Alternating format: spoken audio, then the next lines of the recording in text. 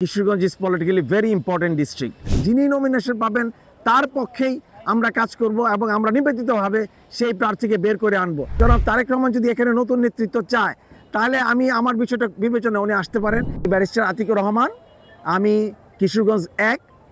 কিশোরগঞ্জ সদর এবং হোসেনপুর সংসদীয় আসনে একজন মেম্বার অফ পার্লামেন্ট প্রার্থী। যদি বাংলাদেশ জাতীয়তাবাদী দল বিএনপি আমাকে মনোনয়ন দেয় তাহলে আমি আগামী সংসদ নির্বাচনে এখান থেকে সংসদ সদস্য হিসেবে প্রতিদ্বন্দ্বিতা করতে চাই। আমার নেতা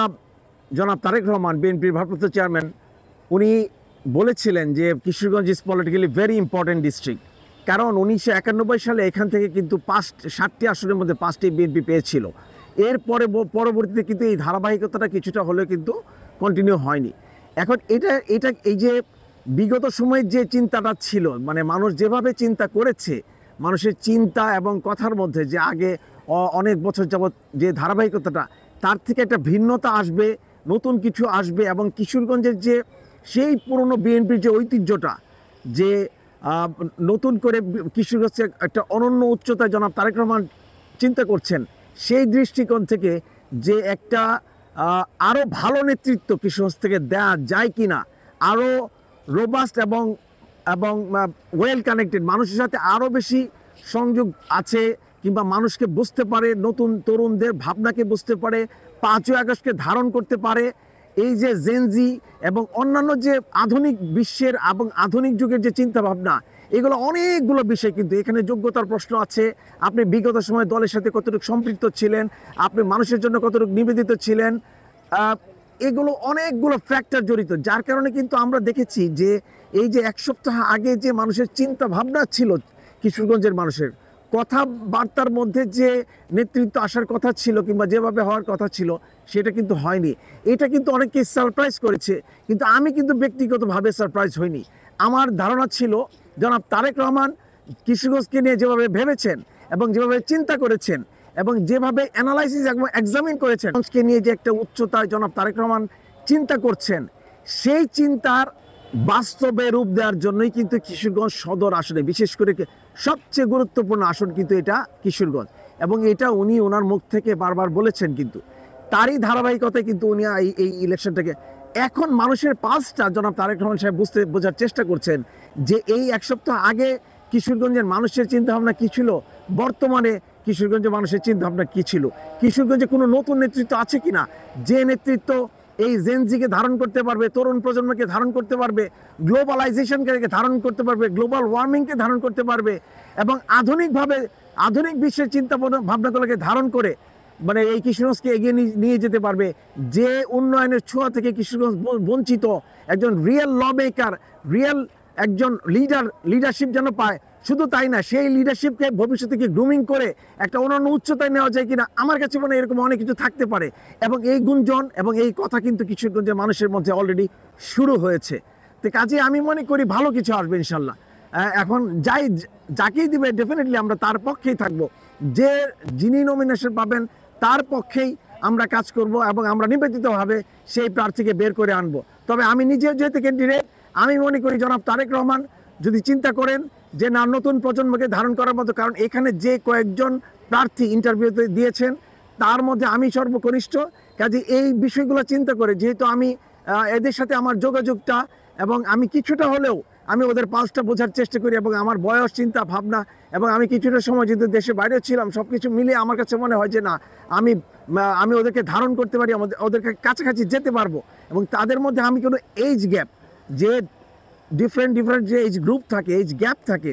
সেই এইজ গ্রুপ এবং এই গ্যাপের মধ্যে মনে হয় আমি নিজেকে চিন্তা করি না, বরং আমি মনে করি যে আমার সিনিয়র, এবং যেহেতু আমি বিএনপির পলিটিক্স করি দীর্ঘদিন যাবৎ এবং বিএনপির মানুষের জন্য নিবেদিতভাবে কাজ করে আসছি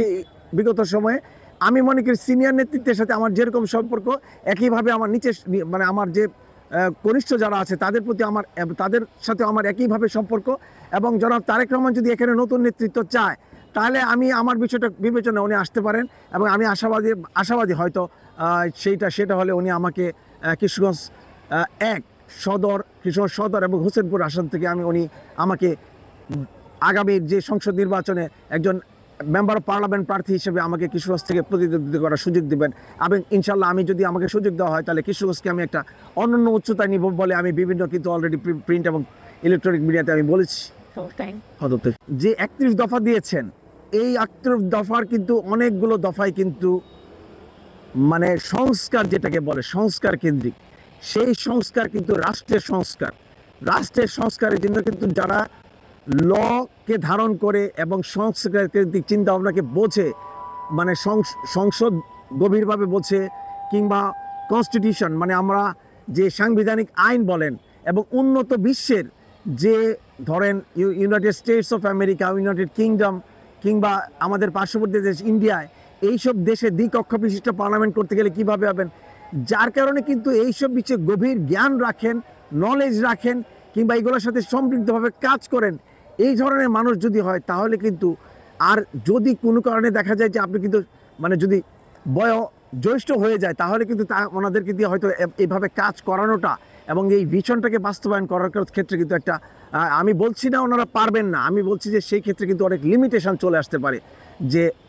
কারণ দীর্ঘদিনের যদি প্রজেক্ট থাকে, সেই দীর্ঘদিনের প্রজেক্টকে বাস্তবায়ন করতে হলে কিন্তু আপনাকে একটা ইয়াং নতুন নেতৃত্ব দরকার, যেটা কিন্তু অলরেডি জনাব তারেক রহমান কিন্তু ওনার যে টিম আছেন, উনি ইংল্যান্ডের যে ওনার যারা অ্যাডভাইজারি টিমে কাজ করেছেন তাদের আপনারা দেখেছেন যে অনেকেই কিন্তু মানে সামনের সারির এবং প্রথম সারিতে নিয়ে এসেছেন। তা আমি মনে করি, আমি যেহেতু একজন তরুণ নেতা, এখানে আমার যেহেতু এখনও বয়স 50 পার হয়নি, এবং আমি যেহেতু একজন আইনের ছাত্র, এবং আমি যেহেতু কমনওয়েলথ কিংবা ব্রিটিশ লতে পড়াশোনা করে আসছি, এবং আমি ওখানে দেখেও আসছি দ্বিকক্ষ বিশিষ্টগুলো পার্লামেন্টগুলো কেমন হয় এবং কীভাবে তারা দ্রুত সংস্কার করে, এবং এইগুলো নিয়ে যেহেতু আমি প্রফেশনালি জড়িত, তা আমি আশা করি হয়তো আমি ওনার গুড বুকে আছি, আমাকে হয়তো অনেকটি সুযোগ দিবেন। আর যে বিষয়টা আছে কিশোরগঞ্জকে আমি একটা বলছি যে জনাব তারেক রহমান সাহেব যেটা বলছেন যে Kishoreganj is a politically very important district, এটাকে যদি ধারণ করতে হয় তাহলে আপনাকে কিন্তু আগে ইম্পর্টেন্ট হইতে হবে, যে whether you feel yourself important or not. আপনি নিজে কতটুকু ওইভাবে ভাবছেন, যদি ভেবে থাকেন তাহলে নিজেকে কিন্তু আপনি একটা মডেল হিসেবে মানুষের সামনে দিতে হবে, যে আপনি সামনে মডেল, আপনাকে কিন্তু অন্যরা ফলো করতে পারে, ফলো করে কিন্তু আগাতে পারে, যদি সেই মডেল আপনি দেখাতে পারেন। কারণ লিডার কিন্তু সব করবে না, লিডার কিন্তু সমাজকে একটা পথ দেখিয়ে দিবে, যে সে মানে অন্যরা লিডারকে ফলো করবে, যে কিভাবে এই মানে একটা উন্নতি সম্ভব, কিভাবে একটা পরিবর্তন সম্ভব। তো কিশোরগঞ্জ যে উন্নয়নের ছোঁয়া থেকে বঞ্চিত, কিশোরগঞ্জকে যেভাবে অনেক হওয়ার সুযোগ ছিল, যতটুকু হয়েছে এটা খুবই অপ্রতুল, এবং এটাকে যদি আমরা ধারণ করি এবং কিশোরগঞ্জকে যদি একটা, আমি যেটা আগে বলেছি যে একটা শক্তিশালী জেলা, তাহলে কিন্তু নিজেকে আগে শক্তিশালী চিন্তা করতে হবে, দলের সাথে আপনার কতটুকু শক্তিশালী সম্পর্ক, দলকে কতটুকু আপনি পার্সু করতে পারবেন। তা আমি মনে করি, যেহেতু আমি জনাব তারেক রহমান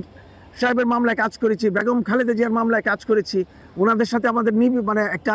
যোগাযোগ আছে, তাহলে আমি